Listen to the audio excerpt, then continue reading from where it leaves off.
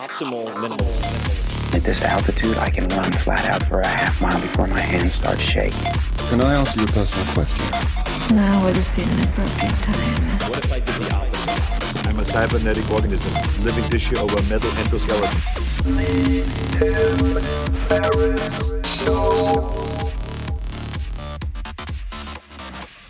This episode is brought to you by AG1, the daily foundational nutritional supplement that supports whole body health. I do get asked a lot what I would take if I could only take one supplement. And the true answer is invariably AG1. It simply covers a ton of bases. I usually drink it in the mornings and frequently take their travel packs with me on the road. So what is AG1? AG1 is a science-driven formulation of vitamins, probiotics, and whole food sourced nutrients. In a single scoop, AG1 gives you support for the brain, gut, and immune system. So take ownership of your health and try AG1 today. You will get a free 1-year supply of vitamin D and 5 free AG1 travel packs with your first subscription purchase. So learn more, check it out. Go to drinkag1.com/Tim. That's drinkag1, the number 1, drinkag1.com/Tim. Last time, drinkag1.com/Tim. Check it out. Hello, ladies and germs. This is Tim Ferriss, and welcome to another episode of The Tim Ferriss Show, where it is my job to deconstruct world-class performers, whether they are from the worlds of sports, investing, acting, military, anything and everything, to help to tease out the routines, habits, favorite books, etc. that you can use. This particular episode is a repeat guest, Tony Robbins. And Tony and I have gotten to know each other over the last few years since I first had him on the podcast. An epic two-parter, which was very long and very, very good. One of the most popular episodes I've had of the podcast to date. Tony Robbins is the world's most famous performance coach. For those of you who don't know the name, he's advised everyone from Bill Clinton to Serena Williams, from Leo DiCaprio to Oprah, who calls him superhuman, world leaders like Gorbachev. It just goes on and on. And in this particular episode, we talk about a number of topics we didn't cover in the previous interview. And we also drill into some new rapid fire questions. So for instance, his best investment he's ever made, quotes that he lives by, worst advice that he hears or sees being given out regularly, why he's changed his diet for the first time since he was about 17, I believe. And we also go into some very specific exercises. There's a portion in the middle where Tony is effectively on his own. I just let him go for a good, I'd say 30 to 40 minutes. And if you want a very specific exercise that you can apply in real time, because he walks me through it and I dug in because I could use it today specifically. I was having a very rough day, called the 90-second rule, and it's a process. And he brings up a personal challenging experience that he had not long ago in Dallas and then walks through exactly how he contended with it. And it's from roughly 1 hour and 5 minutes after this introduction ends to 1:15. So 1:05 to 1:15, roughly. We get into a very nice flow. And I also have to recommend that you check out the brand new documentary out about Tony Robbins, which digs into one of his events called I Am Not Your Guru. You can find it on Netflix. I saw it before it came out and found it extremely powerful. There's a good chance you will find yourself laughing and crying at different points. And I'm not much of a crier, so that should tell you something. So check it out. I'm Not Your Guru on Netflix. And without further ado, please enjoy this follow-up conversation with Tony Robbins. Tony, welcome back to the show. Thanks for having me on, Tim. Good to hear your voice. Good to hear your voice too. And I've been thinking about you a lot, and I've gathered questions as follow-ups, and I've taken some from fans. And part of the reason I've been asking myself about you is because I've been wondering, what would Tony Robbins do in certain circumstances I'm finding myself in? And I'll give you a perfect example. Today, I'm on book deadline right now, and it rolls around to around 3 p.m., and it's just one of those days where I haven't felt like my brain has been connected to the rest of my body, and I haven't really done anything. And so I start, and I'm on book deadline, a very crunch book deadline. And Yes. for whatever reason, words just are not really very intelligible on the page.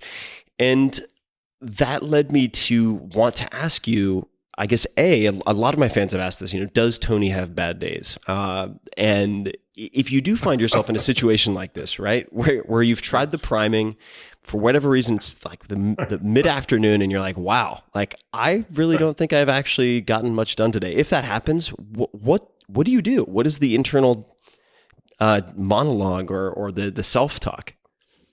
I know that trying to think my way through it's not going to do squat.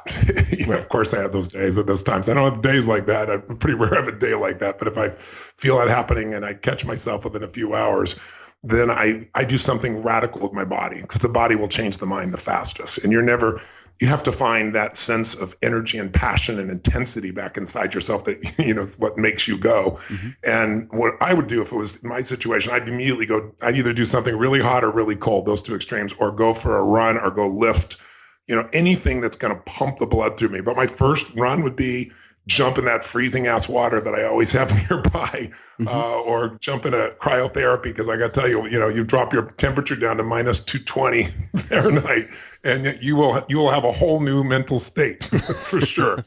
And so, but really, truly, it's getting physical in some intense, dramatic way that shifts the physiology, and that's what's going to shift your mind, and then the creativity comes. And once I've made that shift, then I'd focus on, coming back to not the deadline, but to my reasons, the why, right? Which I know you do as well. Just what am I doing this for? Get reassociated. What am I most passionate about? And I won't read, write, speak, or do anything, maybe read, but I won't write or speak about something I'm not totally passionate about. So if I'm not feeling it because my body is just thrashed, I've been burning the candle at both ends, which is common. That's when I've got to do something physical to shift it to make that happen. But when I do those two things, it usually flows. And I bet it would be for you too. Mm-hmm. I remember years ago, I worked with John Denver, it popped in my head just now. And he was stuck in every way, couldn't write a damn thing. And he was very, very frustrated. And I just took him through 3 of his greatest songs that he'd ever done. And as he walked through the songs, I said, I want you to describe to me the moments they were coming through you. And all 3 of his examples, he was either skiing or he'd gone on a run or done something. And then boom, he was in this state where he was in the flow state again. And I remember I did that for him, and then I started doing it for myself ever since that time. Mm. And do you still travel with a small trampoline? Yes, I don't travel with it, but I have an army of goodies that go place to place. Yes. And how do you use that? How do you typically use it? I just use it. I do it because if most people know you have more. Your lymph in your body. There's 4 times more lymph than there is blood. The lymph is the detoxification system of your body. When you're feeling tired or exhausted or lethargic, outside of sleep and hydration and then food. It's really making sure that lymph system is moving. So I jump on that thing for 10, 12 minutes first thing in the morning and get my lymph moving, right? Especially if I don't have the cold nearby. If I can't, if I don't have a cold plunge or something, I'm in a hotel, then my next piece is to lymphocyze for 12 minutes. And it's just amazing. You get all that lactic acid out of your body moving and you feel like a different person. So you mentioned John Denver, and of course I've seen your documentary, which is quite the buzz at the moment, and we're going to talk a lot more about that. I wanted to ask, and a few fans also asked about this, if you think back, is there a particular intervention or that is particularly or was particularly difficult, and what made it difficult, and how did you handle it? Oh my gosh, there've been so many particularly difficult ones. Or are there characteristics that make particular interventions difficult? I remember one in particular. I don't know why this one flashes in my mind, but I don't know if I've ever shared this with you. We've talked a few times, but it was a really big deal. It was my date with Destiny. It was the first time I brought any reporters in to see this. This is, 20 years ago, maybe. And, I always read, I think, I read people do 10 to 20 pages of homework. I read it all. And now it takes, a couple of weeks to read it all. And I don't remember his name, but that information's in me. So I'm ready. And I'd done this, and Diane Sawyer was coming with her crew to kind of just do a brief filming and show all these incredible CEO types that were changing their lives and redesigning their destiny. In the middle of this experience, I know it was on day 1, this woman kept trying to get my attention, I felt, and I don't reward that, right? And I'm happy to do it if it's not for attention, if it's for help. But this woman, it was clear. And so I ignored it. And all of a sudden she just exploded, ignited, and started saying, I'm going to kill you. I'm going to kill you. And she had her hand like she was stabbing at people, and people were like running for her, going totally berserk. And then I saw who she was. I saw the dynamic of what was going on. And instantly I realized who she was. She was a woman who had 50. She was one of the first people that was multiple personality disorders, MPDs that they call them. One of the first diagnosed ones when they first came up with the title of this. And she had been institutionalized. And her story was so brutal because her father had been sexually abusing her for a good portion of her life. And she finally told somebody, and he had her institutionalized, people that I guess were his friends. And the doctor there actually sexually abused her. He would drug her and sexually abuse her. So you can only imagine going inside your head where there's pain no matter what, you're out of control. We all have to find a way to survive. We have to find a way to meet our fundamental needs for certainty, for variety, for God's sakes, when you're being trapped, for feeling like you have some significant control over your life, for the feeling of connection or love or growth or contribution. These are human needs that have to be found in our life for us to feel like we can function. So if we can't find them in good ways, we'll find them in bad ways. And her way was to just change personalities. That's one way to get out of pain. If you're being viciously attacked and you're out of control, try to become someone else. And she kept doing it and doing it.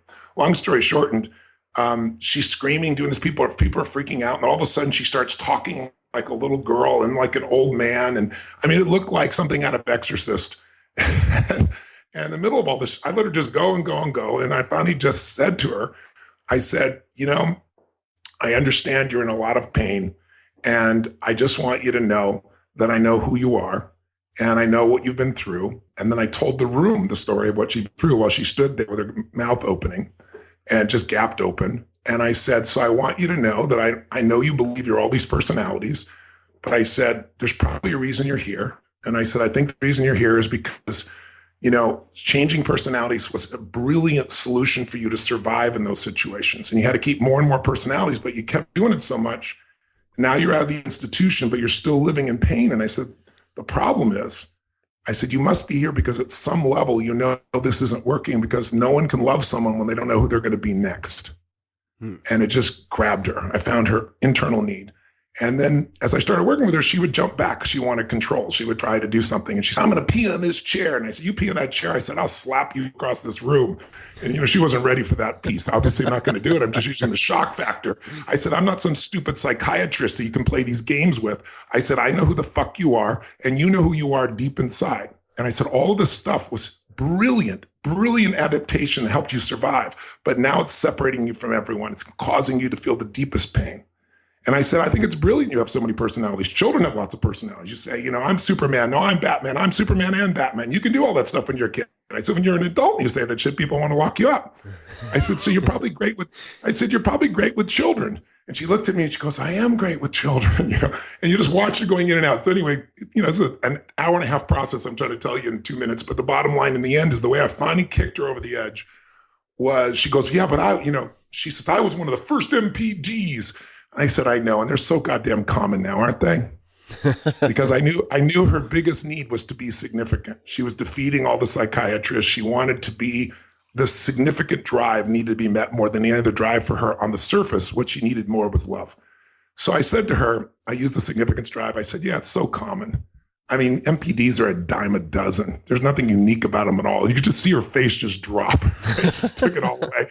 And then I turned around and I said, but and the cameras are rolling, by the way. So what I'm not telling you is inside my gut when this first starts. I'm like, are you kidding me? This woman is splitting personalities and being a freak in the middle of them filming here. They're going to this is who comes to Tony Robbins seminar or something like that. I got the room full of CEOs, Mark Benioff, from Salesforce and, billionaires. And this woman is taking away my entire ability to reach people is what ran through my head. But I let go of that and just worked on her. But at the end, the cameras are still rolling. And I said, look, they're a dime a dozen, but I said, I don't think there's ever been anyone in history that's ever had 52 personalities or even two and who integrated in a matter of 2 minutes or less on national television. But I said, I don't think you're capable of that. It was just the perfect double bind. And she went through all these conversions in her face. And anyway, long story short, she transformed. And then all I did for the next 4 days was catch her and show her. And I said, listen, anyone can forget things. We've all had the skill of forgetting our keys where you go from place to place to place, and then you find in the place you've been looking for the fifth time through. I said, forgetting can also be a skill. And then I just helped her along the way to just let go of all those personalities. And the beauty of it, the reason I think it was powerful was, they didn't do that story for a year because they wanted to see what happened with her. And a year later, she was still clear. And when Diane Sawyer interviewed her, psychiatry said, it's just a miracle. I can't explain it. It's just a miracle because you never split again. So it would be a fairly dramatic example. But, I've gotten a call, as you know, and, President Clinton in the middle of the night saying they're going to impeach me in the morning. What should I do? I've got a chance to work with Princess Diana to help her clarify what you really want to do to make one of the biggest decisions in her life and British history. I've had a ticket to history. I've had the chance to be with Mr. Gorbachev and really hear what ended the Cold War directly, and then sit down with him and President Bush Sr. at that time, and Mitterrand and Meg Thatcher, and sit in like a fly on the wall in those conversations. There's just been some amazing times in this life that I've been privileged to witness and be a part of, and sometimes influence. I view you as an expert question asker, a crafter of questions, as a way of not manipulating, it's not the right word, but changing thought, right? Changing thought patterns. And if you could ask, say, all of the past podcast guests that I've had one question, what would that question be? If I know it's an odd. First, I would never ask one question. I think you know me well enough to know that. Somebody counted one time. I was at an event and there's this woman who was suicidal, and someone counted. I asked 167 questions before I ever said anything. Of that one person. Of that one person, right? Wow. And she was a person that was completely shut down, suicidal, non-responsive. So I would never ask one question, but the line of questioning would depend on the person. But I'm always fascinated by is what is the drive that makes someone the best of who they are? What is the uncovering? What is the piece that triggers that? And I usually ask people a question like, whose love did you crave the most growing up? Your mother, your father? I'm sure you love them both the most, but whose love did you crave the most? Whose love did you crave the most? Oh, you're asking me? Yeah. Probably my dad, I would say. I mean, I would say so. I had a very deep relationship with my mom, and I felt close to my dad in a lot of ways, but it was a different relationship. Yeah. Who did you have to be for your father? If you had a first gut reaction without even thinking, just no filters, I had to be. That's a good question. Man,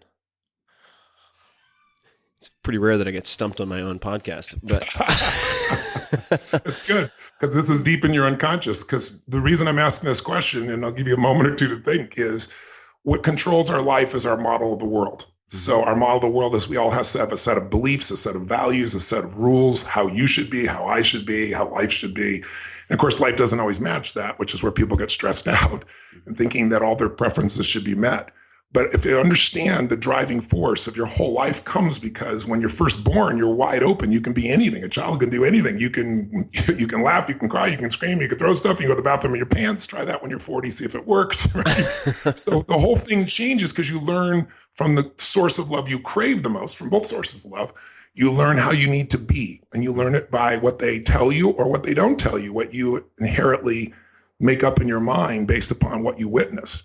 So just tell me the first gut response. First gut response is, for my father, I needed to have his respect, have his love. I think to have his love and his respect. I mean, the first thing that comes to mind is maybe obedient is not the right adjective, but the accepting of whatever his instructions were, effectively. Interesting.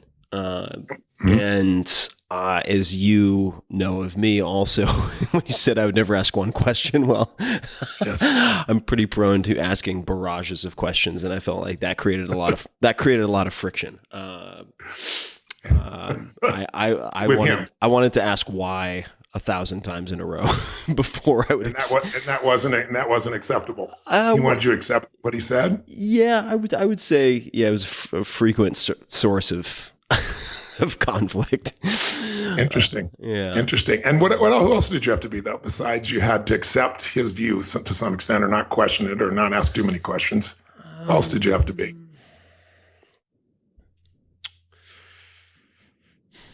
Let me flip this around. I'm buying myself some time.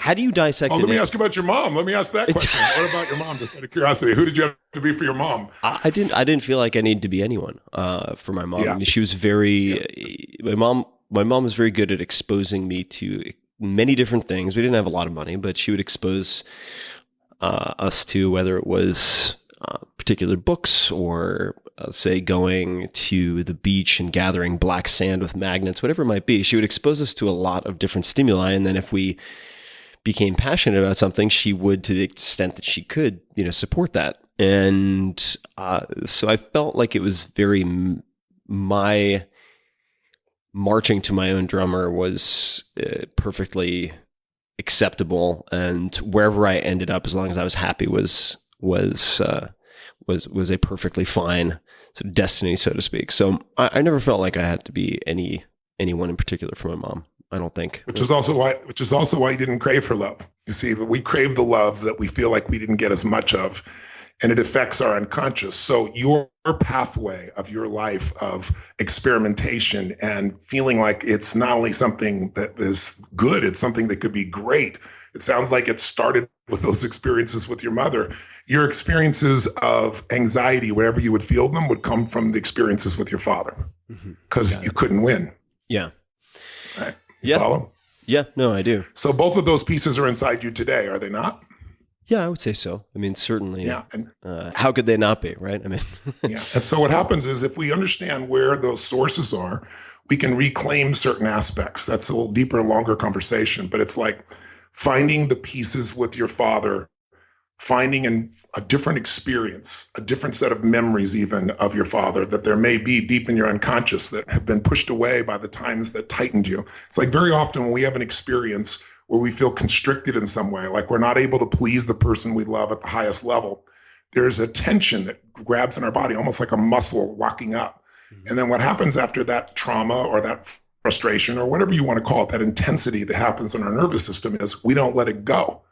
And so oftentimes it just stays with us, and it could stay with us 20, 30 years later. We don't even know why we're feeling these feelings, and we're trying to attack it from a million ways. Often you can reclaim and heal that by finding the memory before that, a much earlier memory where perhaps your father was, maybe never was, but where you felt an expression of love that was not tied to behaving in a certain way, where you could actually feel that, remember it. And there's a liberation that occurs when we find that. So I'm interested in knowing what drives people, because it helps you understand who they are and where it came from. It helps you understand their strengths and their weaknesses so you can help them. But I'm also interested in helping people to heal those pieces that have come, that where a person has adapted so much that they've overused a part of themselves. Like I had to be, in my case, it was my mother's love that I craved. I had 4 fathers, so I didn't really crave them. They weren't around long enough, right? But my mother's love, and pleasing her, was not an easy task. And she would beat the shit out of you if she didn't do it. I mean, I love her to death. I'm grateful I am the man I am because I learned so much of how to adapt, and I don't want people to experience suffering like I experienced. So a huge part of who I am came from my mom. I'm not dissing her in any way, but I had to go back and reclaim certain aspects of my life to have some real freedom in myself, and knowing where that came from was very helpful. Well, just as a side note also, I completely agree. And I think that, and this is more just an observation that, you can feel free to respond to, but you don't have to, which is I do have those memories of sort of deep bonding with my dad at a very young age that that weren't sort of predicated on any type of, any of the things that we just discussed. And I've tried very hard in the last few years also with a lot of the work that I've done in the world of sort of entheogens and psychedelics and so on as a way of facilitating some of this very early reintegration and just self-examination. And it's actually, I've never been closer to my dad now. Oh, that's beautiful. And just came back from a trip to Paris with both my parents. And so there's been a lot of growth as a result of looking at, at trying to ask myself variants of some of these questions that you're posing. Just so people are clear, I'm not a big focuser on your past, but this specific element of who did you need to be and who did you not need to be? Like when you look at people that you really like a lot, you have tremendous passion or appreciation for, respect for, invariably it's because you see in them something that's actually in you, but you've disidentified with it because the source of love in your life that you were trying to please or prove to did not necessarily reinforce that form of yourself. So you disidentify. This is not me. I'm the person I need to be for my mother or my father or whoever the case may be.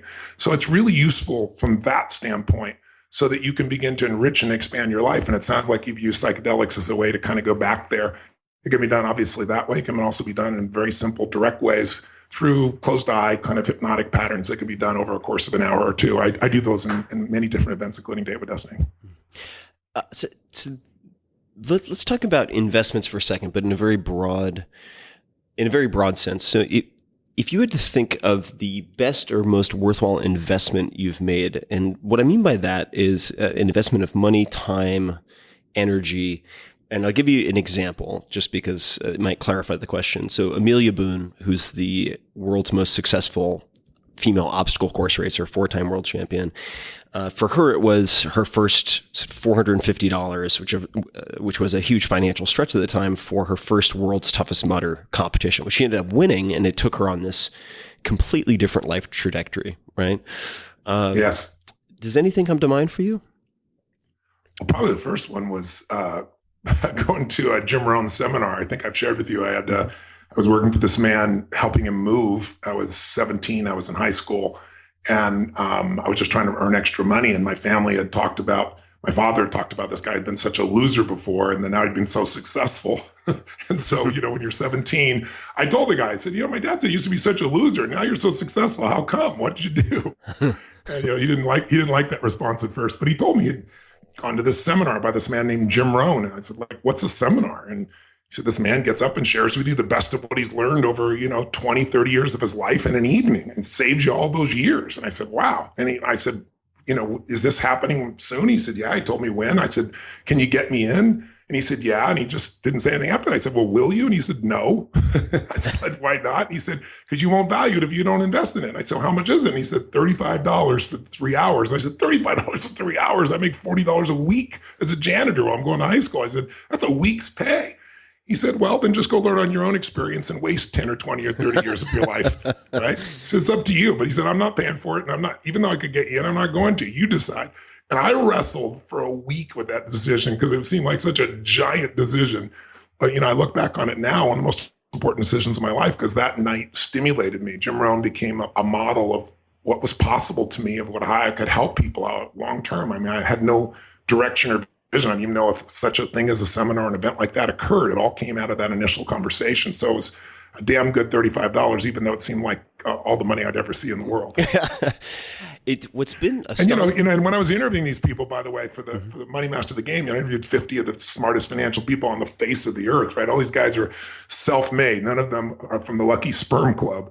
And every single one of them, as you dug in with them, had different things. I asked them about their best investment and so forth.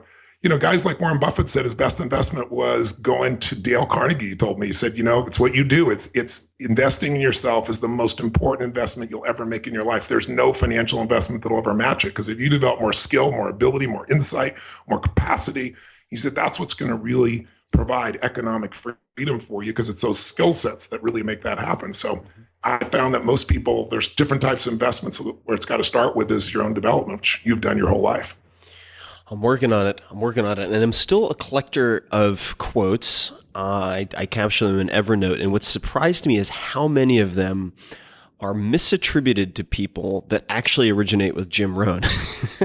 It's been amazing. I remember I was at a gym not long ago, a few weeks ago, and there was a T-shirt that this gym had made which said, "Don't wish it were easier, make yourself better." And I think that actually goes back. A number of people pointed out to Jim Rohn in some wish form. You were better. Wish you were better. Yeah. Exactly. I wish you were better. Exactly right. Do you have any quotes that you live your life by, or any particular maxims? Oh my gosh, there's so many. But I mean, I think the core construct of my life is the decisions. It's your decisions, not your conditions, that shape your life. And so it's in your moments of decision that your destiny is shaped. So you want to choose really well. Or, you make a different decision. I tell people, I said, think of the last 10, 20 years of your life. Think if there been a decision that if you made a different decision, your life would be completely different today. Better or worse, I don't know, but completely different. Everybody can relate to it. So I think most of us forget the power of decision, that, you don't like your job, change it. You don't like your relationship, change it. Start by changing yourself, because if you just change people, you get the same problems you're carrying with you, right? If you don't like your income, change it. And all of us have that capacity, but it really comes down to making decisions. And most people, they don't make enough decisions. Decision making is like a muscle. The more you make them, the stronger you get. And if all you make are the easy decisions, any idiot can do that. And the most successful leaders are the ones that have to make decisions where they're likely maybe going to be wrong, but they figure out, I got to make the decision quicker. So if I'm wrong, I can find it out quicker and make a better decision, change to the next thing and make it go. So my life is about really, how can I help people to change the structure of what creates decisions? And what filters that is our beliefs, our values, our rules, and our emotions, obviously, because that shapes it all. So I'm constantly looking for where's the tipping point that can change the quality of this person's life. Often we've made decisions 5, 10, 20 years ago that still affect us today. Sometimes those decisions were made as a child about life, about yourself, about what you believe about men or women or people or relationship or finance or anything. And if beliefs create and beliefs destroy. Either, there's no such thing as a belief that doesn't have a consequence. The only question is an uplifting consequence or a degrading consequence.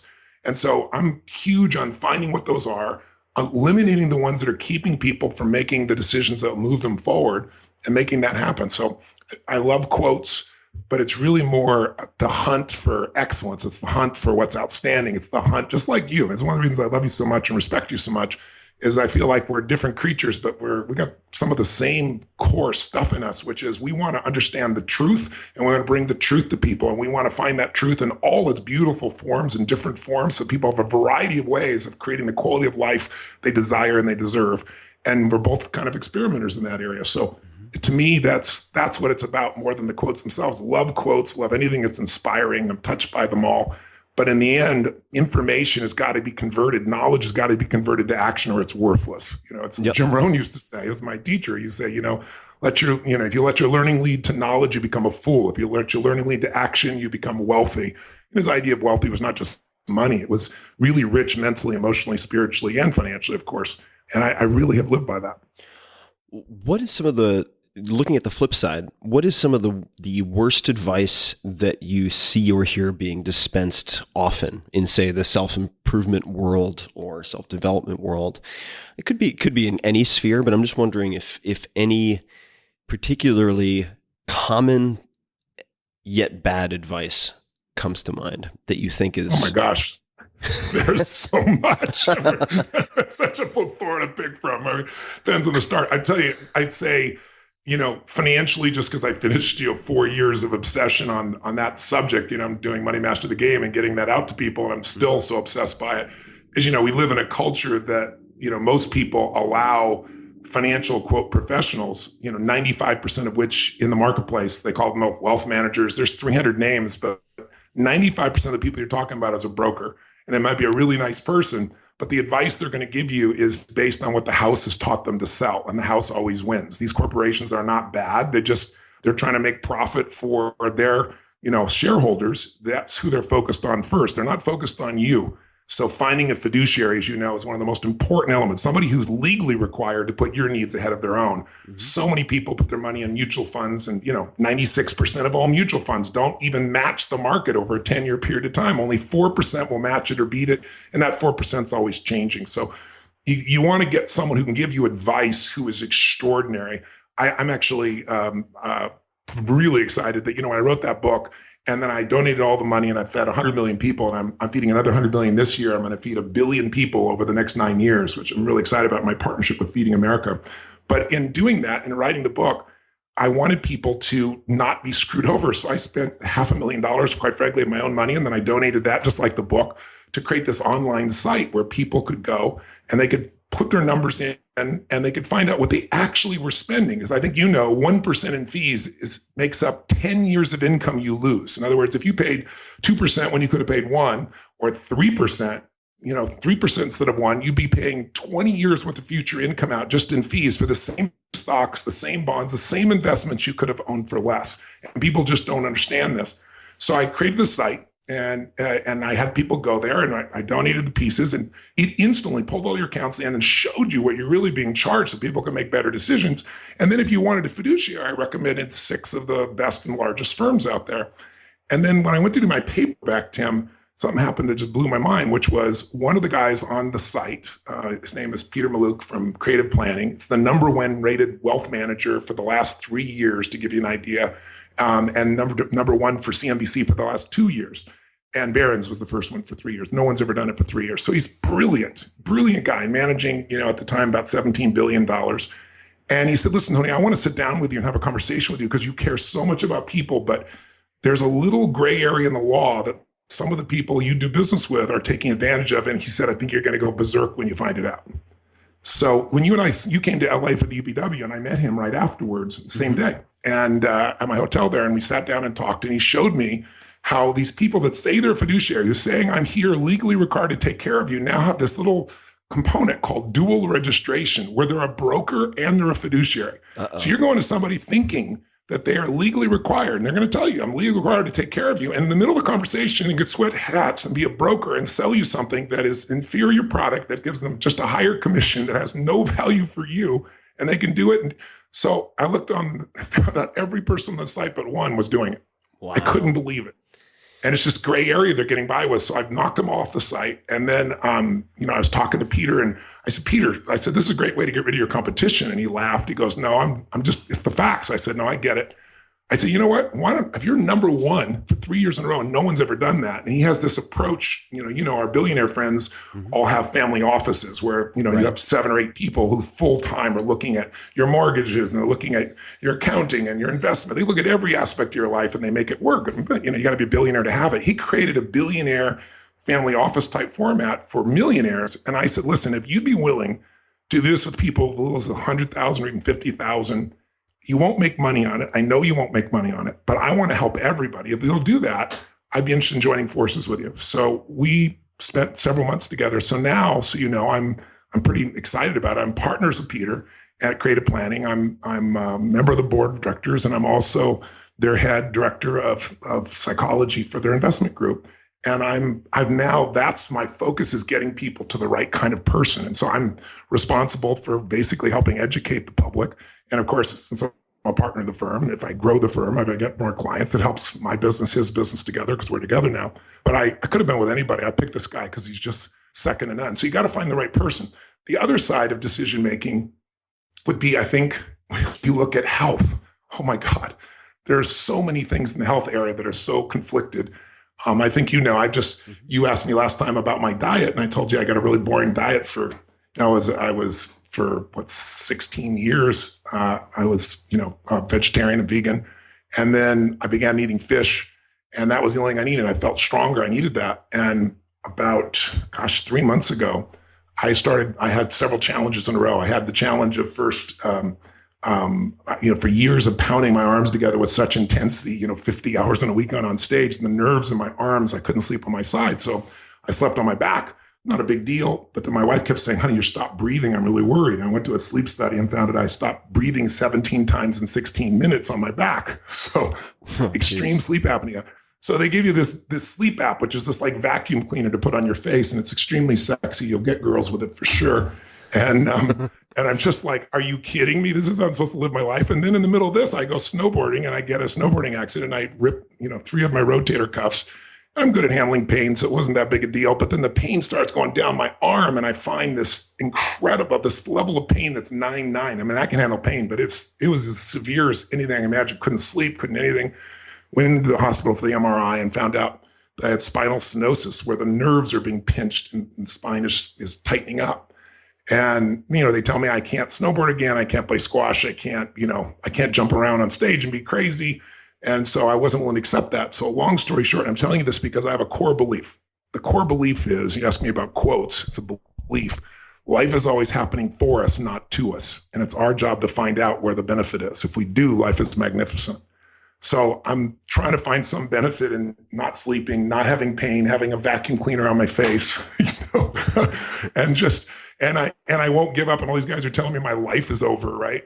And in the midst of all this, I'm also experiencing something insane that I didn't even tell my wife because I don't want to worry her, but I'm only 56 years old, and I'm on stage 50 hours, me. I don't forget a thing. I mean, it's like my brain is just, it's a strength. And I'm on stage and I'm trying to figure out all of a sudden, what did I just say and why did I say it? It was like dementia. And so that's freaking me out. All this is happening at once while I've just maybe 6 months before made this decision that said, I am going to become a master of joy and happiness like I never have before. As great as I think my life is, I'm going to end suffering as it arrives. I'm going to realize that there's only two places you can live: beautiful states of being, joy, happiness, love, passion, decisiveness, creativity, awe, all those states that when you're in those emotional states, life is magnificent. You treat yourself and others at the highest level. And then there are suffering states, and none of us who are achievers would probably call it suffering. Just like achievers are never fearful, they're just stressed. Stress is the achiever word for fear. But if I follow your stress, it'll take me to your fear. Same thing. So I never call it suffering. If you would have said, do you have are you suffer? I would say, suffer? Are you kidding me? I don't suffer. I have the most magnificent life. I have this incredible mission. I have millions of people that I meet and love. I got 4 incredible kids. I got the greatest wife in the world. I'm physically fit. I got financial freedom. But I did suffer, because suffering really is any emotion that takes you out of those beautiful states. So it would be, I'd get frustrated, I'd get stressed, I'd get concerned, I'd get overwhelmed, I'd get all kinds of feelings. They didn't last very long, but I'd feel them and I'd say, well, that's part of life.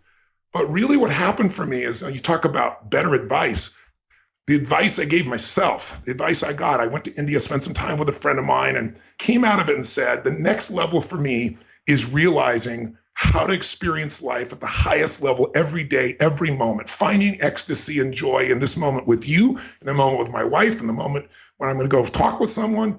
I mean, billionaires are common. Someone who is truly happy every moment of life is not.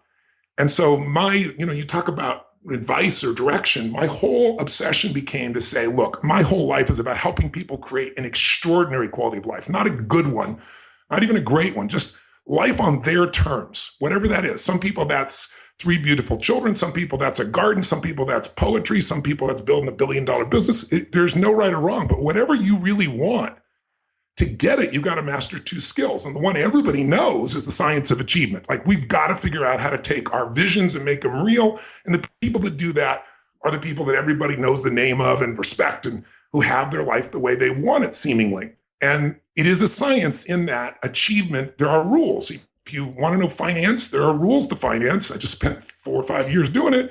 You follow those rules, you're going to have an abundance of money. You may not be a billionaire, but you're going to have an abundance of money. You break those rules, I don't care who you are, you're going to have financial stress. Same thing with the body. You and I both know we're all biochemically unique, but there are certain fundamentals. If you violate them, you're going to have low energy and disease. If you align with them, you're going to have high energy. So that's science of achievement. You and I could dig into that forever. But the one I'm passionate about, the one I really want to jump on this call with you on, because I really want to spread the word, is 2 things. It's this idea that the other skill you need that is so boring and our culture does not reinforce it, does not show its true importance, is the art of fulfillment.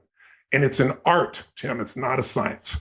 Because what's going to light you up, you and I are good friends, and what lights me up, there's going to be a lot of things in common. There'll be some things that are different. Mm-hmm. There's a woman in your life. She's going to love certain things. You're going to have a little common in certain things. She's going to be excited by that don't excite you. That's just part of life.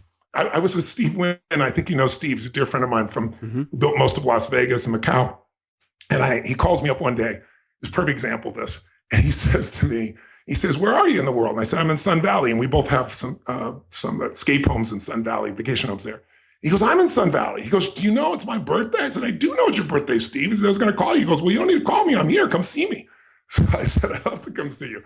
And he says, when you come, I got to tell you something. He said, I have been coveting a painting for 17 years. And he said, I just outbid everybody at Sotheby's for it.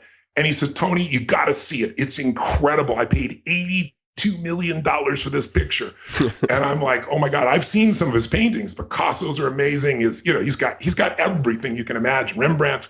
And so I said, okay, I can't wait to see it. So I'm driving to his house. I'll never forget. I'm picturing in my mind, it's like the Mona Lisa. This is like a Rembrandt. What is this? This is going to be incredible.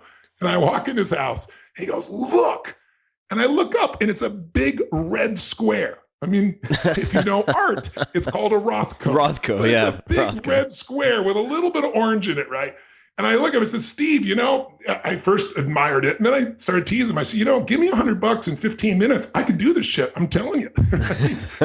He didn't like that. He goes, you don't understand. The guy committed suicide. Well, if he committed suicide, that'll be his blood on there for $82 million, for Christ's sakes, right? So I teased him about it. But the reason I bring it up is he finds $82 million of value in that paint. And I respect him because I don't. Like, he knows each brushstroke and what it means and what went into it and what the talent is. I don't have that level of sophistication around that kind of art. So I look at that and I go, red square. He looks at it and goes, $82 million of the value. Mm-hmm. That's how humans function. So you and I have to figure out what it is that really lights us up, because success without fulfillment to me is the ultimate failure in life.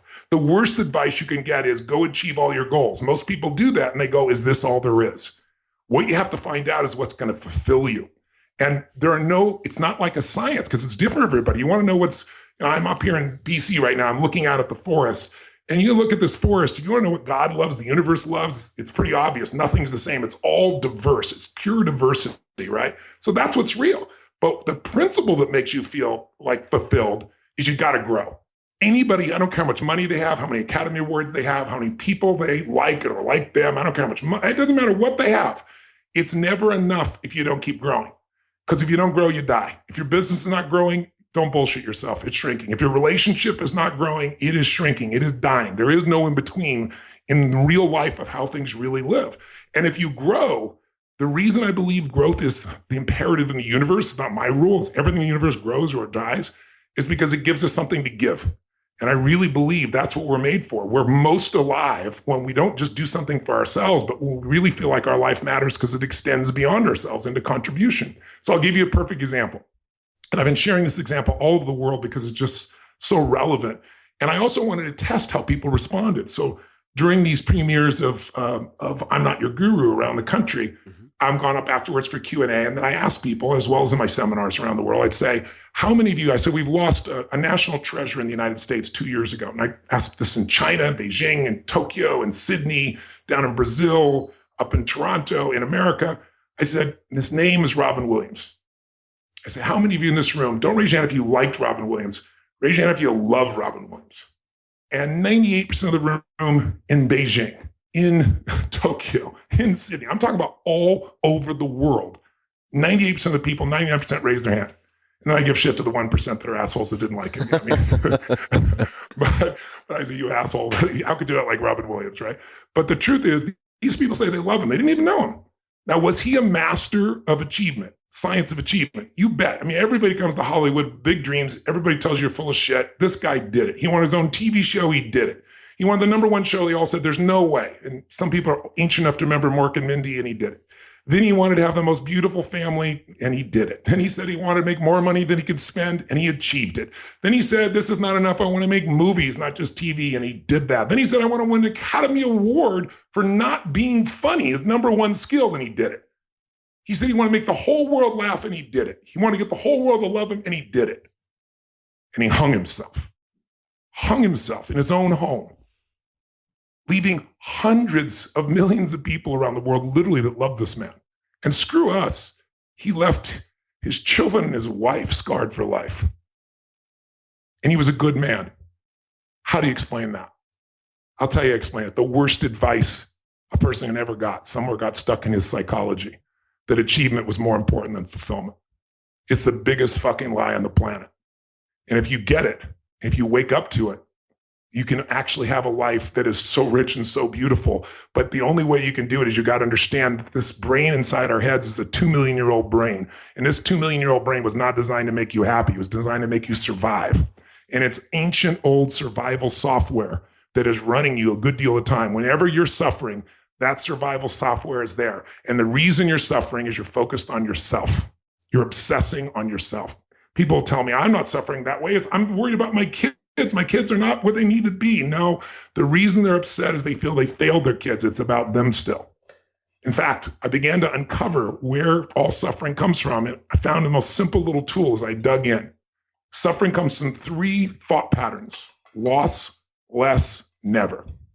If you are in a situation where you believe that someone did something, the government, your friend, your coworker, your kid, whoever, and because they did that, you lost love, or you lost an opportunity, or you lost respect, or you lost anything. The illusion of loss is the place we suffer, and it is unconsciously, even when it's not conscious, because we're obsessing about ourselves. We're having this illusion that something happened, and now life as we expect it to be is not there. And our expectations are what are keeping us from feeling that happiness. On the other hand, the other one is less.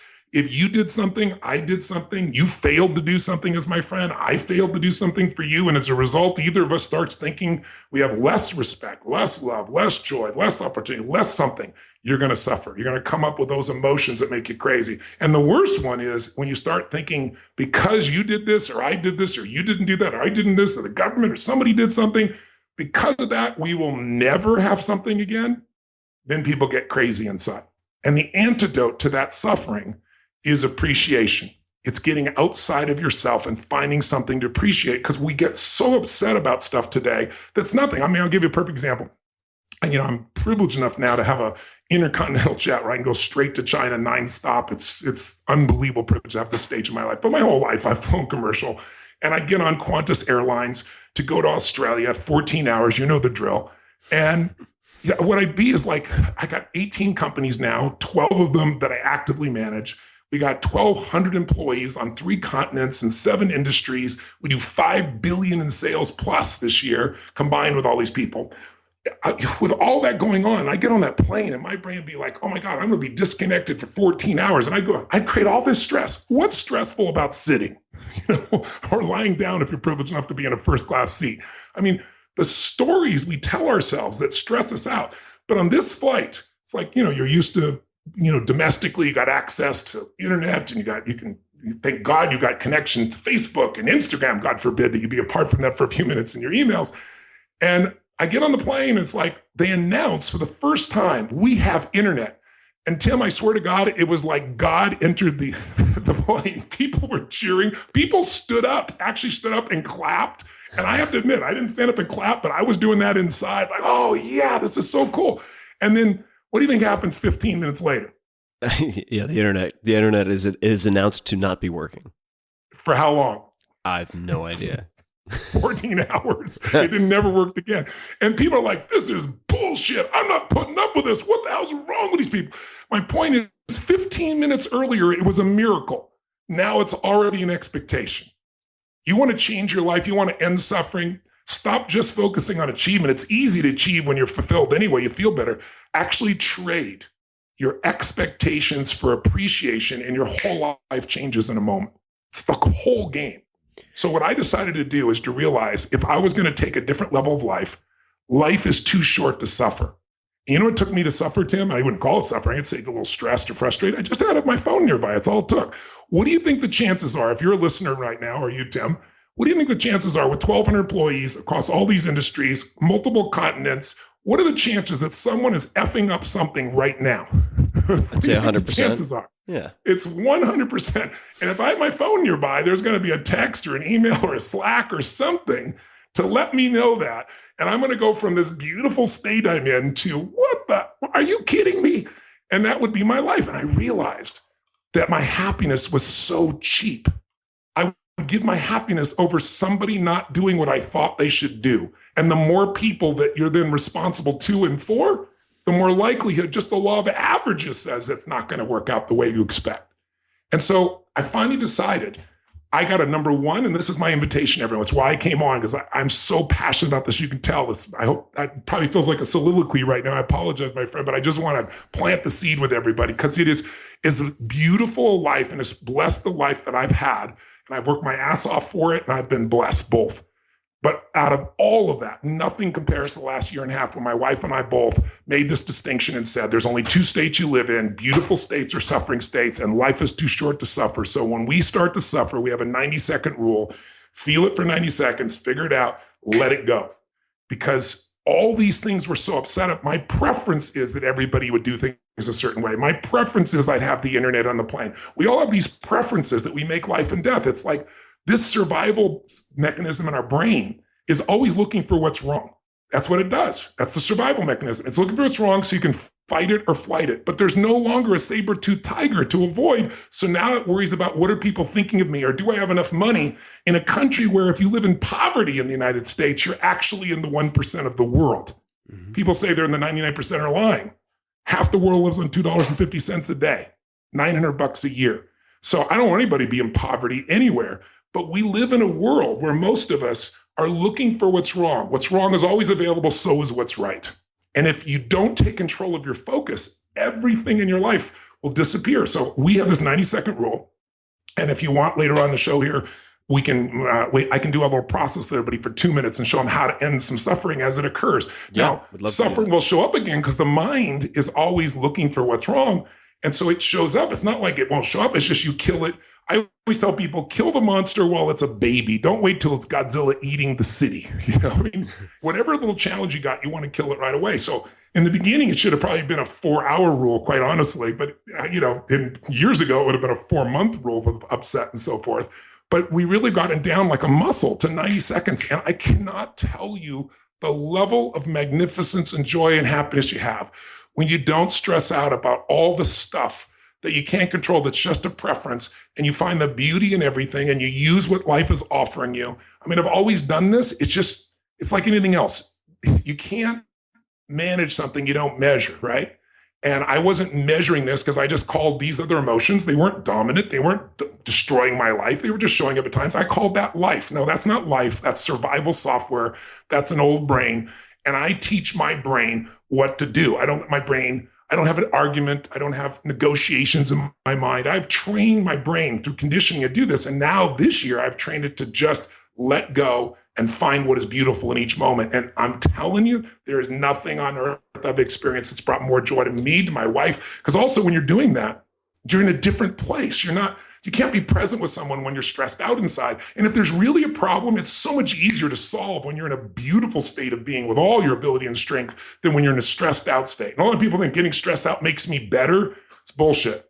I can tell you, you might look like you're getting better, but you haven't really tried being in the ultimate beautiful states and solving something and seeing how much faster it'll be. So I am on a journey to invite people to make the most important decision of their life, which is deciding to end suffering, deciding to live in a beautiful state. That's my spiritual vision now. My friend, his name's Christian G in India, said, what's your spiritual vision? That's how this conversation started. And he said, to live in a beautiful state all day long, every day. That's my entire piece, because if I do that, everything else comes from it. And I thought, someone asked me the other day, what would cause someone to kill men, women, and children? And, like you've seen happen in Paris and what happened in Nice recently, what's happened obviously in Orlando and San Bernardino. And I said, I can't tell you the kind of person who did it, but I can tell you who didn't do it. A happy person didn't go kill all those people. A fulfilled human being, a person in a beautiful state, does not plot or try to harm anybody, much less kill anybody.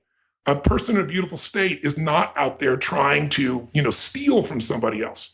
And so, when you get on an airplane and the first thing they say is, if we have a problem and we lose oxygen, the mask will drop down and put it on your child first, right? No. They say, put it on yourself first, which seems selfish with your child. We all want to take care of our kid first. But the reason is, if you don't take care of yourself, you're going to have nothing for that child. The child's going to die too. Putting yourself in a beautiful state is putting that living oxygen inside of you. And then you have things to give other people. As long as you're suffering begets more suffering. So I always tell people, figure out what your favorite flavor of suffering is. Are you the person that gets stressed out all the time? Is it anxiety? Is it worry? Is it anger? Is it pissed off? Is it, trying to please everyone? What is your favorite style of suffering? And end it. Because when you end that, there's a level of freedom that no amount of money will give you. No amount of love will give it to you. No amount of accolades, no amount of Academy Awards, none of that shit. I get the call from all those multi-billionaire clients and from all those people in the entertainment business who've got everything and they're miserable. And they bring me in to help them with their business or whatever it is. And I'm the Trojan horse. I give them what they want, but then I know what I'm really there for is to also give them what they need and to help them to find that joy and happiness. So I've been doing that, like coaching Paul Tudor Jones, one of the top 10 financial traders in the history of the world.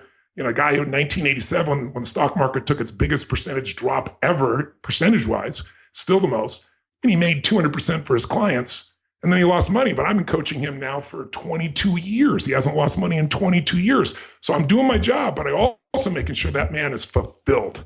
And that to me is my real mission with him, even though I'm helping him on the business side in a way that he's very pleased with. Making sure that his life is fulfilled is my ultimate drive. So I finished with the little piece. I just think a lot of people say to me, well, God's not really in my life. I don't know there's a God or an infinite energy or whatever you want to call what you think has created you. And I always say to people, can you imagine if you were the creator and you come here to one of your creations and you say to this person, Joe, how do you like what I created for you? And he says, geez, God, it's hot as shit here. Couldn't you just kept it at 78 degrees? Why'd you have to change all these temperatures and make it so tough? And man, you got these stupid people I got to deal with all the time. They're always getting in my way. And, and why do I have to work for a living? And plus, you got these little red ants. They're tiny little ants, and they bite my ass, and they hurt like hell. Why would you create these annoying ants? Now, if you're a God, do you want to hang out with this person? And if you're a human, do you want to hang out with them? And then you're God, you go to somebody else and you say, how's it going? The creation I created for you. The guy says, hey, man, God, this is so incredible. This is the most beautiful place I could ever imagine. The sky, the air, the water. Oh my God, there's so many different people that challenge me and help me to grow and learn, and people I can love. And oh my God, you've been creating these red ants. I mean, these red ants are so tiny. I'm 1,000 times their size, and they're so courageous. They come and even bite me. It's cool what you've created here. Who do you want to hang with? So a lot of people say, I don't God in my life. It's probably because you whine and bitch too much to feel God's presence, right? We have got to stop the suffering. I don't know many people that don't suffer regularly. They don't call it suffering, but that's what they do. And it's something you can end, not like one time. It's like drawing the line in the sand and saying, if I want to take the island, I'm going to burn the boats. I'm not going back. And then committing yourself to it and not beating yourself up. Like, I don't say to my wife, oh, you're suffering and you need to change. We have a 90-second rule. It doesn't work that way. I'm just like, honey, I don't know if you're suffering or not. I feel energy in you right now. And I just want you to know I'm here for you and anything I can do to help. And we do our own internal work. But if she suffered for whatever period of time internally, I'm there for her, but I'm not going to make her wrong for it. Because what happens is your brain starts to see how life can really be. And it is more beautiful than most humans will ever dream of. And so most people try to drink or smoke or do something to alter their state to get in a beautiful state. And I'm telling you, you can wire yourself to be that way. So this is my little soliloquy. Thank you for letting me thump it out, because you're such a gem, Tim, to let me do it. But it's just like, if I could get every human being to truly make the decision, keep the word and keep practicing, because it's a daily practice, because I still feel it. Something shows up and you see it, you let it go. But as you do it more and more, it's like I said, it's like a muscle. There is a level of joy. As much as you've ever dreamed you have, I'm telling you, there's 100-fold out there. And I'm inviting your listeners to consider trying a real simple 10-day challenge to say, for 10 days, I'm just not going to suffer. I'm going to end it. I'm going to let it go. I'm going to realize, don't sweat the small stuff. It's all small stuff. I'm going to stop obsessing about myself. I'm going to focus on what I can appreciate and what's beautiful, and just try it and see what happens. At the end of 10 days, you really believe this is the most important thing in life, like I do, then you commit to that decision long-term, and maybe surround some of your friends and family sharing why you've done it. So you've got some leverage on yourself, and you keep moving forward and keep expanding. And for people who, I'm going to take you up on what you said a little bit earlier, just in terms of describing how the 90-second rule works in practice. I think a lot of people listening would want to take you up on the challenge and to have the sort of 90-second rule process in their toolkit as part of that. What does it look like? Could you give us an example of what that might look like? I'll give you an example where I had to use it recently. I was in Dallas, 3 or 4 weeks ago, and I was doing an Unleashed Power Within event. We had about 7,500 people there, 8,000 people there. And we went to the firewalk. It was no different than any firewalk I've ever done in 35 years. We always have, a quarter of 1% or half of 1%, under 1% of people that have hot spots or blisters. They know they could get it in advance. And, it's like if you're going to go do a marathon, you could get blisters. And if you do, you don't quit, you push through it. And it's a badge of courage, and you're proud of yourself, right? And the firewalk, that's what it is. It's an experience of someone overcoming their fear. It's something real. It's visceral. And you got to get yourself to take action in spite of it. And, there is some exposure or some danger, if you want to call it that. Everybody knows it. And we have medical professionals on site, and they take care of people. It's aloe vera, it's some blisters. They go away, right? I'm not making it like it's no big deal, but it's not a big deal. And this happened to me 5 years ago in San Jose, where somebody was driving by, saw some people coming out, called 911, said there's all these people burning here. And it became this story overnight that all these people had burned at this firewalk. It went around the world in the news cycle, the 24/7 news cycle, where people don't send reporters out to interview. They just copy the same story and do the same thing over and over again. They said people are hospitalized. Not a single person was hospitalized. None of it was true. Fox News, it took 4 weeks, but Ariana Huffington has been to our events, and so she put a reporter on this who actually went out and investigated, went to the hospital, found out no one was hospitalized, found out it was all bullshit. So they wrote a story, and my lawyers actually worked and got Fox News, believe it or not, to do a reversal, and they apologized and said it was incorrect. Then a few weeks ago, I'm in Dallas, same exact thing. Somebody doesn't know what's going on, calls 911, says you've got to send ambulances. There's hundreds of people burning. Nobody was hospitalized. 5 people wanted additional attention. They looked at it, saw they were fine, and released them. They're all in the seminar the next day. But everyone, my email box, my texting, everything's filled with people all over the world saying, I'm so sorry about this. What happened to you and what happened at the event? Nothing happened at the event. So you can only imagine. Now, this was not truly 90 seconds one, so I'm telling you this one. This one was like 30, 40 minutes because every time I thought it was done, another thing came in. But here's what I did eventually. I got myself back is of this process. There's a scientific set of scientific studies that show that when your mind and your heart actually has hormones that affect the way your brain functions. It's not just your brain affecting your heart. They interact. When they're in alignment, human beings are able to resolve internal conflicts. Often the conflicts we have are between our conscious and unconscious mind, between our mind and our heart, often as an example. And if I were to put electrodes on your brain and on your heart, as you well know, an EEG and EKG, we could see that they're both in your normal state, pretty jagged up and down, and they don't look anything like each other. But if all you do is breathe, put your hands on your heart physically, and anyone listening, let's go ahead and do this right now in a second, but I'll first tell you what we're going to do. You put both your hands on your heart physically, and you feel your heart. You put all your focus in your heart. You breathe into your heart, and you feel gratitude for 2 minutes, where you think of 3 events in your life you feel grateful for, and you step in and feel it. At the end of 2 minutes, you are in what I call a beautiful state because I can look at your EEG and EKG and it's dramatic. First, they aren't jagged, they're rounded, but what's mind-boggling, and I'm sure you probably know this, Tim, they literally sync up. They become identical. They look like they're tracing each other. And when that happens, it's not just your mind. I always tell people, get in your head, you're dead. Your mind's great for strategy, but it'll never make you enjoy your life. It'll never let you enjoy the taste of an apple because it'll go, is it organic? Where did it come from? You know what I mean? Versus your heart, which can bring the juice of anything back to you. So what really I'm trying to do with everyone in this situation is I'm trying to show them how to line these up. And it's really easy. So if you want to do it right now and you want to test that it works, let's do this. And Tim, you can do this with me if you'd like to. Sure. Think of a situation. You might not have any in your life, Tim. You're so crazy in this area and so on top of it. But most of us have situations where there are, for all of you listening, a place where you have some unfinished business. Maybe That's the story of my life, Tony. Okay, well, I mean, a story of all our lives, right? That's just being human, right? But it's a place where there's something that you should have handled and you haven't handled it with a person or situation. It stresses you out. And so what we tend to do is focus on other stuff because we don't want to have to deal with that because it's stressful, because it's painful. And so think of something that on a 0 to 10 scale, where 10 is totally stressed out and 0 is not at all, pick something that's unfinished business in your business or personal life with something or someone, and it's at least a 7, 8, 9, or a 10, just so you can see that this really works. Now, by the way, there are hundreds of ways to do this. I'm just going to give you this one because we can do it in 2 minutes, right? So I'm hoping, Tim, do you have one by chance? I do. You don't have to tell me the content. Okay, perfect. You don't have to tell me the content. No one else tells the content. All right, everyone, if you would, just for a moment, I don't have any music in the background, which I do to enhance this normally, but let's just do it. Put both your hands on your heart and physically breathe deep into your heart. And as you're breathing deep in your heart, feel the strength of your heart. Feel the power of your heart. Feel the beauty of your heart. What are you proud or grateful that your heart has guided you to do or to give or to feel or to enjoy? And feel the strength of your heart. Breathe into it. Feel the blood flow, the oxygen. And feel grateful for your heart first. Because think about it. You didn't have to earn this heart. It was given to you.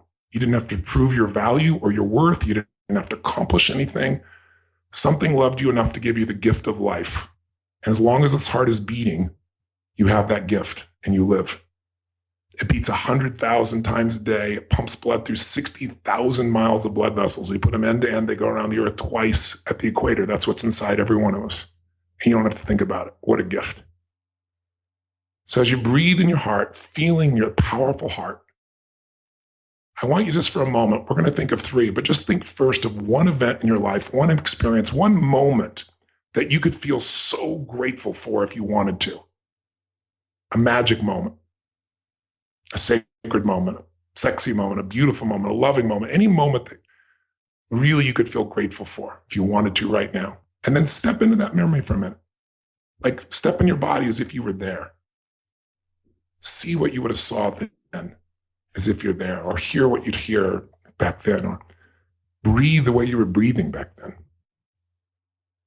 And if you filled up with that sense of gratitude for that moment, how do you smile when you feel so grateful or so thankful? What's the look in your eyes? How do you breathe? What's the look in your face when you feel really, really grateful? And just fill it up, fill up with gratitude. The reason we use gratitude, by the way, is the two emotions that mess us up most is anger and fear. And you can't be grateful and angry simultaneously. It's the antidote. You can't be fearful and angry simultaneously. So fill up with the gratitude. And now think of a second moment you could feel truly grateful for. And again, breathe deep in your heart. Feel that power. And just think of any other moment. It could be from your childhood or adulthood. It could be last week. It could be today. It could be 10 years ago. Any moment that you could just truly feel like that was grace. That was magical. That was beautiful. That's magnificent. Something that gives you the feeling of tremendous gratitude if you really focused on it. Breathe it, feel it, enjoy it, fill up with gratitude. Then finally, think of a third moment you could feel truly grateful for. Step in it, see it, feel it, be there. Feel the gratitude. What were you so grateful for? What are you grateful for? And then maybe throw one extra one in. Think of a coincidence. We all love when life happens for us, not to us. We love coincidences because we didn't do anything. Something happened for us. You were going to do one thing and you met somebody that you developed a partnership with, or became a friend or a lover or the love of your life, or maybe a business opportunity came from a coincidence, or an insight came from a coincidence that's been so valuable in your life, something you're grateful for. What's a coincidence that led to something you're so grateful for? And feel the gratitude for that.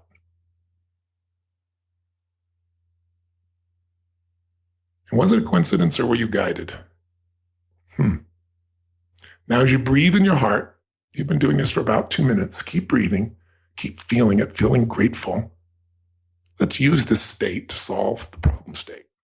So the easy way to do that is keep breathing in your heart, stay out of your head, in your heart, and think of that situation that's unfinished business that stressed you out in the past. But keep breathing in this beautiful state and ask yourself this question. Ask yourself, all I need to focus on in that situation, all I need to remember is what? Your heart knows. All I need to focus on, all I need to remember, all I need to do in that situation is what? Your heart knows the answer. All I need to focus on, all I need to remember, all I need to do is, and then your heart probably knows the answer. I've done this a million times. Not every one of you, but in normal room, I'd have some people say, raise your hand if you've got that answer. And 98, 99% of the people usually do, even with this simple technique. And you know what to do. What's next? What happened for you, Tim? Yeah, no, I did get a lot of clarity. And quite frankly, even if I didn't get the clarity on the problem, just the state shift. And this is something, of course, I've been to Unleash the Power Within, and we don't have time to necessarily dig into it right now, but just the state story strategy as opposed to the other way around. I mean, it's so, yes. And it's very easy for me to forget just because I'm so hyper rational and I like to depend on the brain, on the mind for strategy. But yes. If, as I remember, and I'm just paraphrasing here, you put it, if you're in a negative state or a frazzled state, you only see the problem. You only see the problems. You don't see sort of the space in between. And so, yeah, that's a tremendous exercise. That's great. Well, you know what it is? It's taking the power of your incredible cognitive capacity, but bringing in the infinite capacity of the heart, which changes it. It changes the state, as you said. And in a different state, you get totally different answers. And beautiful states of being, we want to cultivate them. So 2 minutes, put your hands on your heart, breathe, think of 3 things you're really grateful for, fully associate, and then think of what was bothering you, need to resolve, and just go, well, all I need to focus on, all I need to remember, all I need to do is what? And you'll get your answer. That's just one technique, but it works so easily and works for most things. So this, since it reminds me so much of my sort of in-person experience with you at the event, and we've met outside of the event, but wanted to ask you a question that's going to segue into a conversation about the doc, because I actually watched, I was very honored to get to see the doc before it came out publicly. And man, talk about, and I feel like good films, whether they're fiction or documentaries, tend to do this, but there are a lot of moments when you don't know whether to laugh or cry. It's an emotionally, very emotionally powerful film. Yes. How has Date with Destiny evolved over the last, say, that's decade or so? And for those people who don't know, what is Date with Destiny? That's good. Well, you mentioned earlier Unleash the Power Within, which is my 4-day weekend seminar that we do for 8 to 10,000 people. And I love it if you make any comments, because I hope that some of your listeners will come join us. I know you've had a great time. Maybe you can share that. But Date with Destiny, I see about 200,000 people a year in 12 to 15 countries. Some of the countries I go 2 or 3 times, like Australia, London, and so forth. But I only see 2,500 people in Date with Destiny. I only do one event in the United States once a year there, and do it in December, usually in Florida. It's 6 days long. I do one in Australia also, but in the US only one time. 6 days long, 2,500 people. People do 10, 20 pages of homework. I read it all. And it's an experience designed to help you to uncover what controls every thought, feeling, and emotion of your life. Every thought, feeling, emotion. What you do, what you don't do is controlled by your beliefs, your values, and your rules. And most of us did not consciously pick most of those. We adapted them to our environments and to the people we were trying to please. And so our life is a reflection of us and a lot of conditioning. This allows you to open it up and say, I am now the conditioner. What is it that I truly want most for my life at this stage where I am today, not 10 years ago? And what's in the way? How do I remove it? And what do I need to replace it with deep in my nervous system, not just in some thought pattern, but literally in the way my nervous system functions. And we do this 6 days and nights. It goes, 12, 13 hours a day. And Joe Berlinger, who's, an amazing 2-time Academy Award nominated and 2-time Emmy winning, 2-time Peabody winning documentarian. He's done some amazing films. I saw Metallica, Some Kind of Monster, which is a brilliant film about these guys and going through a new stage of life and hating each other and how they're going to break through and intervene. He also did one called Paradise Lost, which was 3 films done over 2 decades, where he got 3 men that were innocent off death row. That's the kind of guy he is. But he's seen the worst side of life. And I met him. We have a mutual friend that created the show Billions, and which is an aside. If people have seen that show, the woman in that show is the coach to the billionaire hedge fund guys. I trained her. A lot of those things are actually things I really do. Her sex scenes, I did not train her in, but the other stuff, You don't do the domination and the stilettos? No, the domination, that wasn't my stilettos. Those were my stilettos, but the rest of it's there. Yeah, anyway, Brian Koppelman, right? Yeah, Brian. That's right. So Brian Koppelman introduces us, and this is 2012. And I just sense, here's this beautiful man I had so much respect for, and he wasn't fulfilled. Perfect example. He's like got all these Academy Awards. If you got 3 people who are dying off of death row, what else do you need to do in your life to have value, to feel like your life was worthwhile? But I could feel he was turning 50, he wasn't there. So long story short, I invited him to Date with Destiny. He's told me since then he couldn't understand why he went. He said, I'm not a seminar guy. I'm not into any of this stuff. I'm skeptical. I'm pessimistic. I see the worst side of life. But something inside of our conversation intrigued him. And I got him there. And within 2 hours, he wanted to run.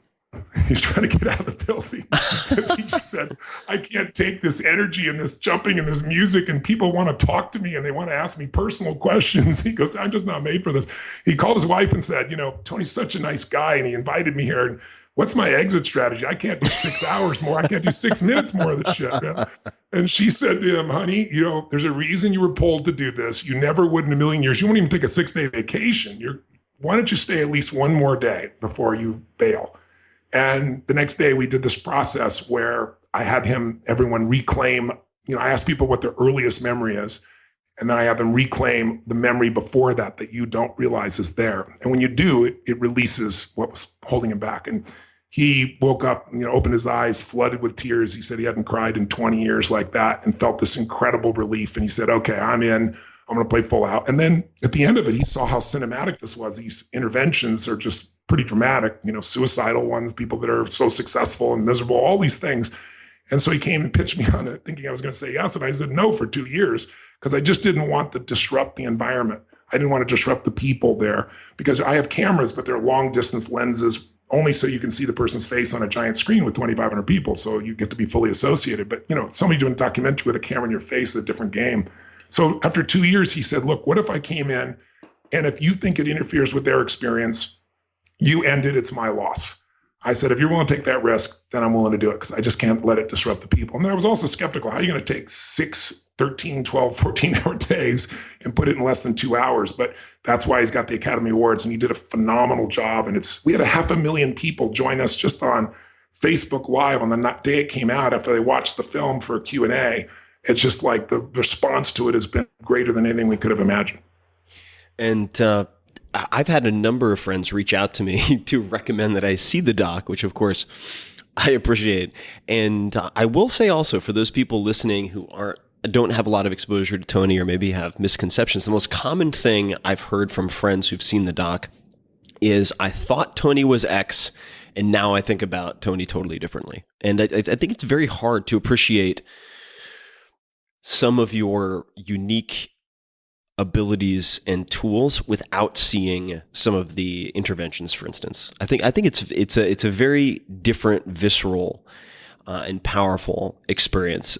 So I certainly recommend it. I mean, I've already recommended it and watched it very early on and just loved it. So where can people find the doc? I'm Not Your Guru. Where's the best place for people to check it out? It's on Netflix now. It's in 190 countries already translated. So we're pretty thrilled about the exposure that we've had around the world. But I just want you to know, I didn't make the film so people would understand me more.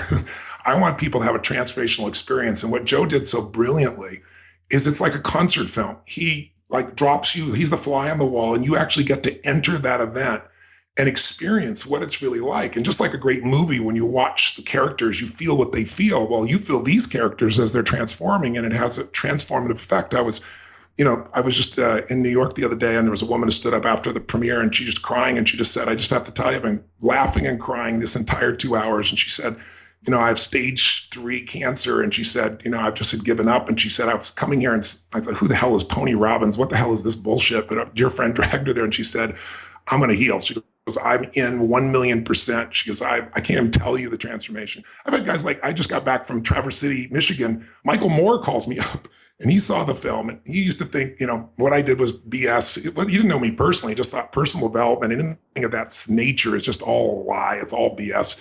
And he called up and said, this film effed me up. He goes, this changed me. This made me a better person. It made me a better filmmaker. He's put this in writing, a better filmmaker, a better person. He said, I think this film will save lives. And so he asked us if we'd fly out to Traverse City for his film festival, which we just did the other day.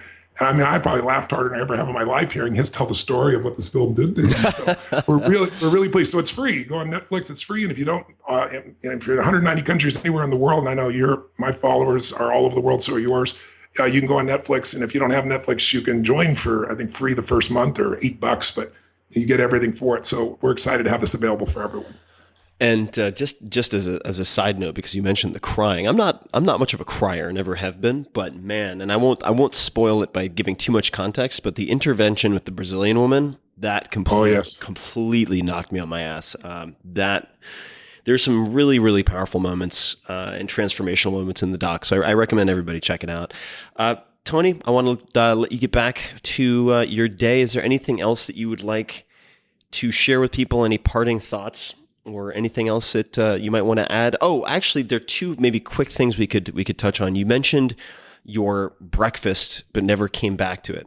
Oh yeah, thank you for that. You were reading my mind. I want to close that loop. And then also, if with your financial partner, if there is a particular website or service available that people should check out, or that is going to be launching, if you want to mention that. Sure. If you would like to have a second opinion, like someone to look at your finances for you, they'll do it for free at creativeplanning.net. It's creativeplanning.net. And as I said, they do like a home office for someone who's not a multi-billionaire. I mean, they literally look at every aspect of it. And it's full disclosure, so you understand, I'm a member of that team. So if you join, I benefit in some way from an SEC perspective. But I just want you to be clear about that. But I could have teamed up with anybody. As I say, he's been rated number 1 3 years in a row by Barron's. No one's done that in history. Number 1 wealth manager. So he's a phenomenal guy. As far as the other piece, reason I was telling the story was twofold. Is so I don't give up, right? So I left off with, now I got spinal stenosis and they're telling me I can't do anything. I'm going to doctor after doctor. I find a guy in Australia who says with 100 hours of hyperbaric oxygen at 2 levels deep, 65 feet below, you will see changes in the spine that people say are impossible because the new science shows that you get 800% more stem cells released in the body when you do this.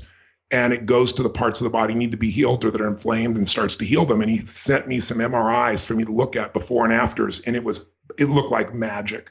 So I said, okay, I'm doing this. I'll fly to Australia. I'll see this guy. I got to work on this. I got so much going on in my nervous system. And he says to me, Tony, before you come, I want you to do these inflammation tests so I can see if you have any cytokines. And he's, kind of describing there. So I go get a blood test. And while I'm there, a man says to me, you want to do a metals test while you're here? And I said, well, what metals? Is it like mercury, lead? I said, well, I had my amalgams out 25 years ago, so I don't think it's a problem. But yeah, why not? Let's do it. That metals test came back. The doctor called. He said, I must speak to you. It's an emergency. He wouldn't leave a message. So I finally call him. And he says, Mr. Robbins, he said, we measure, mercury on a 0 to 5 scale. If you're 3, 4, or 5, you're in danger. You've got to get it out of your nervous system. He said, the most I've ever measured in a human is 75. You're 123. Wow. And I was like dumbfounded. And he said, are you losing your memory at times? And I was like, I hadn't even told my wife this yet, right? Because I thought, I got to figure this out. And I said, yes, it's been happening on stage. He said, look it up. This is, a lot of people are misdiagnosed with dementia when really what it is mercury poisoning. And it's just your short-term memory. And he said, it'll come back once you get it out, as long as there's not long-term damage. And I said, I can't tell you, just made me breathe at a level I can't even tell you. And he said, in addition, he said, how exhausted are you? I said, I don't think I've ever felt so more exhausted in my life. I couldn't figure it out. I know I'm working my tail off, but I've always worked my tail off, He said, Tony, it literally disrupts the inside the what do you call it? The mitochondria inside the cell, the mitochondria. And so that's the factory of energy in the body, right? So you literally are having your energy depleted out of your nervous system. And he said, you can have a cardiac, arrest from this experience, especially this level, even if your vein, even if your arteries are clean. He said, we have to get this out. So I've been on this massive detox. And the reason I'm sharing it though is all this shit I went through, not being able to breathe and sleep, torn rotator cuffs, spinal stenosis, that all seem like, the worst things that could happen in your life. I was practicing beautiful state. And because I was practicing that, I'd been practicing beforehand, this would have devastated me. And look, everything in my life seems to be gone. And I'm doing 7 hours a day, 6 to 7 hours a day of oxygen therapy, of detoxification, of Myers, into my veins, all the stuff that you got to do this, and still running my companies and being on stage and doing all the crazy things I'm doing. But because I was practicing it, I was able to separate the 9-9 pain from suffering. So I want people to get this. You can have pain without suffering. The pain was off the charts, hard to sleep, hard to move, hard to do everything initially. But what was beautiful was I started realizing the suffering was the story I had, the story of why this happened to me. Will I ever get this out of me? Will I ever be able to play squash again, get on stage again, snowboard again? Like all that stuff that the mind wants to do because it's so fearful and it's trying to fight or flight. And I was just end it, and just go, it's just pain. It's just pain. And I'm going to find the solution to this. And I kept putting myself back in that. If I had not been practicing this before, it never happened. Also, if I had not had all these pain and problems, I wouldn't have found out I had all these metals in my body and I'd be dead within a year or two. So the good news is I'm down to 32 from 123. And I think in the next 90 days, I'll have the rest of that out of me. I'm doing the oxygen therapy and I'm going to do stem cell therapy and I'm going to get myself back where it belongs. But I've been telling the story and sharing with everybody I know, all my friends to start with. And I've had 3 different friends with incredibly high mercury lead. One guy had rat poison in him. He had stuff, he used to work in the dental field, and you probably know dentists have the highest suicide rate in the world. And part of that has to do with all the metals that are, we live in an environment that's toxic. You say, where'd you get all that metal in your body? I told you before, all I eat was fish. And the 2 fishes I used to eat always was swordfish and tuna, my favorite. Yeah. I'd have salad, swordfish, and tuna, like clockwork. Yep. And they live 75 years. They consume all the smaller fish, and they have 1,000 times more mercury in them. And no one's going to talk about this because the fishing industry would be killed by it. So I've moved to land-based proteins for the most part with clean sources, something radically different than I've ever been in my life. I mean, I haven't had anything of that nature since I was 17. But I want to be healthy and be alive, and the world has changed, and so you have to adapt with it. So I really recommend anyone listening, get a metals test. It takes nothing. It's a little bit of blood, and know where you are, because so many people are misdiagnosed with a variety of elements, and it's these metals that are now so much a part of our environment and getting into our blood and pushed into our cells. But you can get it out. And there's a man named Dr. Shade, by the way. You can look him up on the web, who I think is one of the most advanced in this area. He has a PhD in metal detoxification. He had a mercury problem himself. and he's come up with some ways that are less intense than traditional chelation. So it's my mission. Shade spelled like Shade? Yes, Dr. Shade, Shade, and he's the expert in this area. Got it. I'll check it out. Well, Tony, I want to let you get back to beating the various drums and the mission that you have and the many missions that you have set before you. It's always fun to talk, and I really appreciate the time, as I'm sure everybody listening does. I certainly wish you a speedy recovery with the mercury. Thank you. And I do encourage everybody to check out I'm Not Your Guru. It's time very well spent. And any final words, Tony, before we jump off? Love what you do, brother. I feel like we're aligned. We're on the same path here, and I'm such a big fan of your work. And I'm so thrilled so many people get to hear you. And I hope you continue to take care of yourself. And you're here a very, very long time, brother. Thank you. I really appreciate it. This was the conversation I needed. I was having a tough day. And after the 90-second exercise, I feel infinitely better already. So I'm ready to get back to it. And I really appreciate it, Tony. For everybody listening, as always, you can find show notes, links to many of the things, if not all the things we discussed in the show notes, at 4hourworkweek.com/podcast. And until next time, thank you for listening. Hey guys, this is Tim again. Just a few more things before you take off. Number one, this is 5 Bullet Friday. Do you want to get a short email from me? Would you enjoy getting a short email from me every Friday that provides a little morsel of fun before the weekend? And 5 Bullet Friday is a very short email where I share the coolest things I've found or that I've been pondering over the week. That could include favorite new albums that I've discovered. It could include gizmos and gadgets and all sorts of weird shit that I've somehow dug up in the world of the esoteric as I do. It could include favorite articles that I've read and that I've shared with my close friends, for instance. And it's very short. It's just a little tiny bite of goodness before you head off for the weekend. So if you want to receive that, check it out. Just go to 4hourworkweek.com. That's 4hourworkweek.com, all spelled out, and just drop in your email and you will get the very next one. And if you sign up, I hope you enjoy it. This episode is brought to you by Wealthfront, and this is a very unique sponsor. Wealthfront is a massively disruptive, in a good way, set it and forget it investing service led by technologists from places like Apple and world famous investors. It has exploded in popularity in the last 2 years, and they now have more than $2.5 billion under management. In fact, some of my very good friends, investors in Silicon Valley, have millions of their own money in Wealthfront. So the question is why? Why is it so popular? Why is it unique? Because you can get services previously reserved for the ultra wealthy, but only pay pennies on the dollar for them. And this is because they use smarter software instead of retail locations, bloated sales teams, etc. And I'll come back to that in a second. I suggest you check out wealthfront.com/Tim. Take the risk assessment quiz, which only takes 2 to 5 minutes, and they'll show you for free exactly the portfolio they'd put you in. And if you just want to take their advice, run with it, do it yourself, you can do that. Or, as I would, you can set it and forget it. And here's why. The value of Wealthfront is in the automation of habits and strategies that investors should be using on a regular basis, but normally aren't. Great investing is a marathon, not a sprint, and little things that you may or may not be familiar with, like automatic tax loss harvesting, rebalancing your portfolio across more than 10 asset classes, and dividend reinvestment add up to very large amounts of money over longer periods of time. Wealthfront, as I mentioned, since it's using software instead of retail locations, etc., can offer all of this at low costs that were previously completely impossible.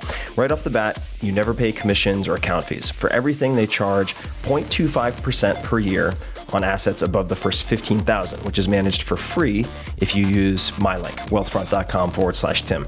That is less than $5 a month to invest a $30,000 account, for instance. Now, normally when I have a sponsor on this show, it's because I use them and recommend them. In this case, it's a little different. I don't use Wealthfront yet because I'm not allowed to. Here's the deal. They wanted to sponsor this podcast, but because of SEC regulations, companies that invest your money are not allowed to use client testimonials. So I couldn't be a user and have them on the podcast. But I've been so impressed by Wealthfront that I've invested a significant amount of my own money, at least for me, in the team and the company itself. So I am an investor and hope to soon use it as a client. Now back to the recommendation. As a Tim Ferriss Show listener, you'll get $15,000 managed for free if you decide to open an account. But just start with seeing the portfolio that they would suggest for you. Take 2 minutes, fill out their questionnaire at wealthfront.com/Tim. It's fast, it's free. There's no downside that I can think of. This episode is brought to you by Audible, which I've used for years. I love audiobooks, and I have 2 to recommend right off the bat. Number 1 is perhaps my favorite audiobook of all time, and that is The Graveyard Book by Neil Gaiman, the only audiobook I've wanted to immediately listen to a second time as soon as I finished. It's amazing. You will thank me. The Graveyard Book. The second is Vagabonding by Rolf Potts, which had a huge impact on my life and formed the basis for a lot of what became the 4-Hour Workweek. So, all you need to do to get your free 30-day trial is go to audible.com/Tim, T-I-M, and you can choose one of those 2 books, or you can choose from more great options than you can possibly imagine. So that could be a book, that could be a magazine, that could be a newspaper, it could be a class. It's that easy. Go to audible.com/Tim. That's audible.com/Tim and grab a book. Enjoy.